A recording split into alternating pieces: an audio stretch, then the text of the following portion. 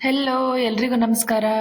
ನನಗೆ ಡೈಲಿ ರುಟೀನ್ನ ಒಂದು ಬ್ಲಾಗ್ ಮಾಡಿ ಹಾಕಿ ಮೇಡಮ್ ಅಂತ ಹೇಳಿ ಮೆಸೇಜ್ ಮಾಡಿದ್ರಿ. ಆ್ಯಕ್ಚುಲಿ ನನಗೆ ಬ್ಲಾಗ್ ಅಷ್ಟು ನೀಟಾಗಿ ಮಾಡೋದಕ್ಕೆ ಬರೋದಿಲ್ಲ.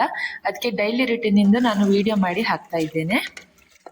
ರಾತ್ರಿನೇ ನಾನು ಹೆಸರು ಕಾಳು ಹಾಗೆ ಅಕ್ಕಿನ ಈಕ್ವಲ್ ಕ್ವಾಂಟಿಟಿಯಲ್ಲಿ ನೆನೆ ಹಾಕ್ಕೊಂಡಿದ್ದೆ. ಬೆಳಗ್ಗೆ ಎದ್ದ ತಕ್ಷಣ ಅದನ್ನು ಒಂದು ಕುಕ್ಕರಿಗೆ ಹಾಕಿ ಬೇಯ್ಲಿಕ್ಕೆ ಇಟ್ಕೊಂಡೆ. ಅಂದರೆ ನಮ್ಮ ಸೈಡಲ್ಲಿ ಇದಕ್ಕೆ ಕಿಚಡಿ ಅಂತ ಹೇಳ್ತಾರೆ. ನಮ್ಮ ಪಾಪುನು ಕೂಡ ಇದನ್ನು ತುಂಬ ಇಷ್ಟಪಟ್ಟು ತಿಂತಾನೆ. ಸ್ವಲ್ಪ ಅದಕ್ಕೆ ಬೆಲ್ಲ, ಏಲಕ್ಕಿ ಎಲ್ಲ ಬೇಕಿದ್ರೆ ನೀವು ಫ್ಲೇವರಿಗೆ ಹಾಕ್ಕೊಳ್ಬೋದು. ಏಲಕ್ಕಿ, ಲೈಟಾಗಿ ಉಪ್ಪನ್ನ ಹಾಕಿ ಒಂದು 2 ರಿಂದ 3 ವಿಸಲ್ ಹಾಕ್ಸ್ಕೊಂಡ್ರೆ ಸಾಕಾಗುತ್ತೆ. ಹಾಗೆಯೇ ತುಪ್ಪ ಆಪ್ಷನಲ್, ನೀವು ಬೇಕಿದ್ರೆ ಹಾಕ್ಬೋದು, ಇಲ್ಲ ಅಂದರೆ ಇಲ್ಲ. ಅದನ್ನು ಹಾಕಿ ಚೆನ್ನಾಗಿ ಬೇಯಿಸ್ಕೊಂಡ್ರೆ ಮಕ್ಕಳು ಕೂಡ ತುಂಬ ಇಷ್ಟಪಟ್ಟು ತಿಂತಾರೆ. ನಮ್ಮ ಬೆಳಗಿನ ಬ್ರೇಕ್ಫಾಸ್ಟ್ ಇದಾಗಿತ್ತು. 6 ಅಥವಾ 7 ತಿಂಗಳು ಮಕ್ಕಳಾದರೆ ಕ್ಯಾರೆಟ್ ಪ್ಯೂರಿನ ಮಾಡಿ ಕೊಡಬೇಕಾಗುತ್ತೆ. ನನ್ನ ಮಗನಿಗೆ 1+ ಆಗಿದೆ. ಆದ್ದರಿಂದ ನಾನು ಕ್ಯಾರೆಟನ್ನು ಸಿಪ್ಪೆ ತೆಗೆದು ತುರ್ಕೊಂಡು ಅದಕ್ಕೆ ನೀರು ಹಾಗೆ ಜೀರಿಗೆನ ಹಾಕಿ ಬೇಯಿಸ್ಕೊಂಡು ಅದರ ಜೊತೆ ರೈಸ್ನ ಮಿಕ್ಸ್ ಮಾಡ್ತಾ ಇದ್ದೇನೆ. ಇದನ್ನು ಬೇಕಾದರೆ ನೀವು ತುಪ್ಪ ಹಾಕಿ ಒಗ್ಗರಣೆ ಮಾಡಿಕೊಂಡು ಅದಕ್ಕೆ ಜೀರಿಗೆ ಹಾಕಿ ನಂತರ ಕ್ಯಾರೆಟ್ ಹಾಕಿ ನೀರು ಹಾಕಿ ಬೇಯಿಸ್ಬೋದು. ಅಥವಾ ಕ್ಯಾರೆಟು, ಅಕ್ಕಿ, ನೀರು ಇದೆಲ್ಲದನ್ನು ಸಹ ಒಟ್ಟಿಗೆ ಬೇಯಿಸ್ಕೊಳ್ಬೋದು.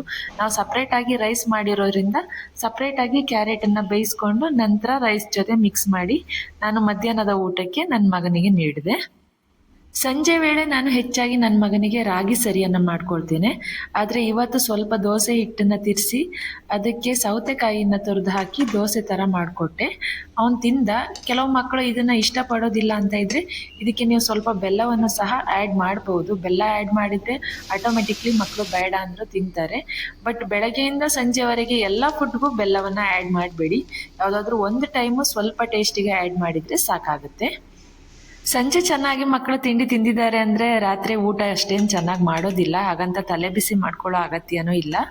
ರಾತ್ರಿ ನಾನು ಬೀನ್ಸ್ ಹಾಗೆ ಬೀಟ್ರೂಟನ್ನು ಮಿಕ್ಸ್ ಮಾಡಿ ಅದನ್ನು ಬಾಯ್ಲ್ ಮಾಡಿ ರೈಸ್ ಜೊತೆ ಮಿಕ್ಸ್ ಮಾಡಿ ಕೊಟ್ಟೆ. ಕೆಲವ್ರ ಮನೆಯಲ್ಲಿ ತರಕಾರಿ ಸಾಂಬಾರು ಮಾಡಿದರೆ ಅದರದೇ ತರಕಾರಿ ಹೋಳುಗಳನ್ನು ಕೂಡ ಪಿಕ್ ಮಾಡಿ ಮಗುವಿಗೆ ಹಾಕ್ಬೋದು. ನಾನು ಕೂಡ ಅದೇ ಮೆಥಡ್ನ ಫಾಲೋ ಮಾಡ್ತಾ ಇದ್ದೇನೆ. ಇದಕ್ಕೆ ಬೇಕಿದ್ರೆ ನೀವು ಜೀರಿಗೆನ ಆ್ಯಡ್ ಮಾಡ್ಕೊಳ್ಬೋದು. ಕೆಲವರು ಜೀರಿಗೆ ಇಲ್ಲಾಂದರೆ ಸೋಂಪು ಆ್ಯಡ್ ಮಾಡ್ತಾರೆ, ಇಲ್ಲ 1-2 ಕಾಳು ಅಜ್ವಾನ ಆ್ಯಡ್ ಮಾಡ್ತಾರೆ. ಬಟ್ ಅಜ್ವಾನ ಹಾಕೋದ್ರಿಂದ ಮಕ್ಕಳಿಗೆ ಹೀಟ್ ಆಗೋ ಚಾನ್ಸಸ್ ಜಾಸ್ತಿ ಇರುತ್ತೆ.